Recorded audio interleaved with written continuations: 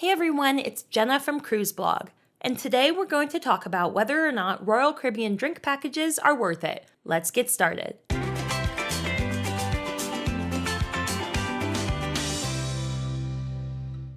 Once you book your cruise vacation, you'll probably begin to daydream about poolside pina coladas or sipping a latte on your balcony every morning.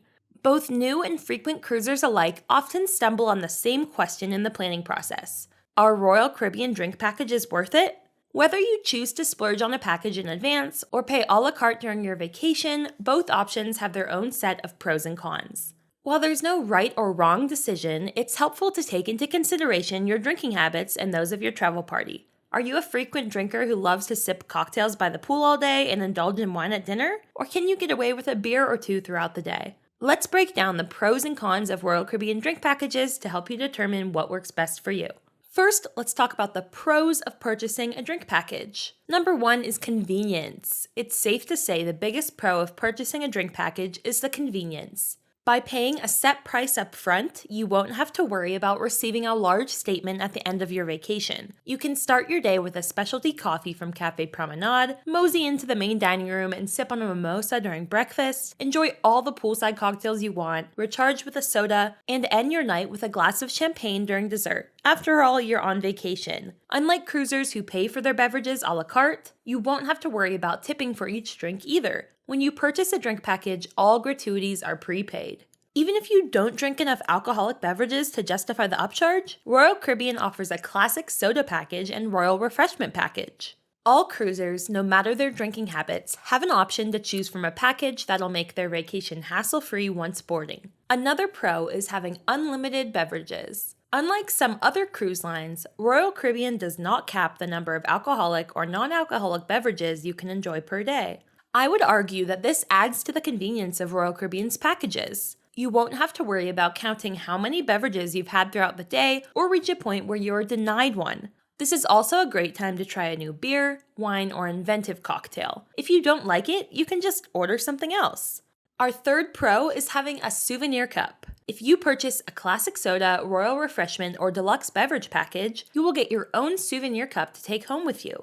Better yet, you're able to use it during your cruise at the Coca-Cola Freestyle machines. This is an asset to many cruisers because you're able to fill up your cup before returning to your stateroom at night. Even if you've cruised before, you can begin your own collection of Royal Caribbean souvenir cups. Not all of them are the same. You can choose from different colors and sometimes designs depending on your ship. Now that we've gone over the pros of purchasing a drink package on Royal Caribbean, let's talk about the cons. The first con we have is cost. The most obvious con of purchasing a drink package is the cost, because they aren't cheap. The deluxe beverage package ranges from $63 to $89 per person per day, depending on your sailing. The Royal Refreshment and Classic Soda packages won't cause as large of a hole in your wallet. Royal Refreshment packages usually range from around $30 to $38, and soda packages from about $13 to $15 per person per day. This is why it's so important to evaluate your own drinking habits. Are you going to be drinking enough to at least break even? For most people, the answer is yes. Even if you don't drink alcoholic beverages all day every day, you'll be able to drink specialty coffees, bottled water, and sodas. These non-alcoholic costs can add up quickly, so it's important to keep them in mind when debating if the drink package is worth the splurge or not. If you are cruising with a group, it might cross your mind to only have certain members in the party purchase the package and share the benefits with others. This is strictly prohibited in Royal Caribbean's terms and conditions. If you are caught, your drink package might be revoked without a refund. If cost is the biggest deciding factor, be sure to frequently check the cruise planner once you book your cruise. There are sales that can bring down the cost significantly. If you book and find a cheaper price later on, you're always able to cancel and rebook at no extra cost. Another con is that you might be spending a lot of time off the ship. If your itinerary spends multiple days in port, you will have to pay for all of those drinks separately.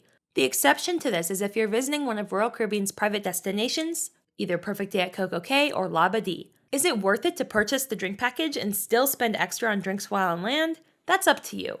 Will you be lounging on beaches wanting to sip a cocktail or beer while working on a tan? Or will you be ziplining through the jungle in Jamaica, dog sledding in Alaska, or touring ancient ruins in Europe? If you have a very port-intensive itinerary and you plan to have long days sightseeing, you're missing out on a lot of time to use that drink package on the ship, so you have to weigh the pros and cons of whether you think it's worth it. Another con is that you might overindulge in drinks for the sake of breaking even. Sometimes people who purchase drink packages feel as though it's necessary to drink more than they normally would to believe they're getting their money's worth. Do you really want to drink 5 to 7 drinks per day over the course of your cruise? This might seem feasible if you're going on a short weekend itinerary with one day at Perfect Day at CocoCay. But if you're going on a 7 or 8 night Caribbean itinerary, you might feel differently. Let's face it, nobody wants to wake up with a pounding headache on vacation from one too many beverages the night before. This could ruin the rest of your cruise by causing you to miss exploring everything the ship has to offer or different ports due to the unsavory effects of the day after. Be smart, know your limits, and don't drink just for the sake of drinking. So, now that we've gone over the pros and cons, what's the consensus? Is a Royal Caribbean drink package worth it? There are many factors that play a role in deciding whether to purchase a beverage package or not. For some, it is absolutely worth it, and it is a waste of money for others. It all comes down to your priorities. Do you value convenience over cost, or vice versa? Will you be spending more time drinking off the ship than on it? Since answers will vary from cruise to cruise, it's smart to evaluate before each sailing. Don't assume that just because you had a drink package on your last cruise, that it is the right decision for your upcoming one too. So, what do you think? Do you think a drink package is worth it on Royal Caribbean, or do you prefer to purchase drinks individually? Let us know in the comments below. And if you enjoy this video, please subscribe to Cruise Blog for more cruise content. Until next time, happy cruising!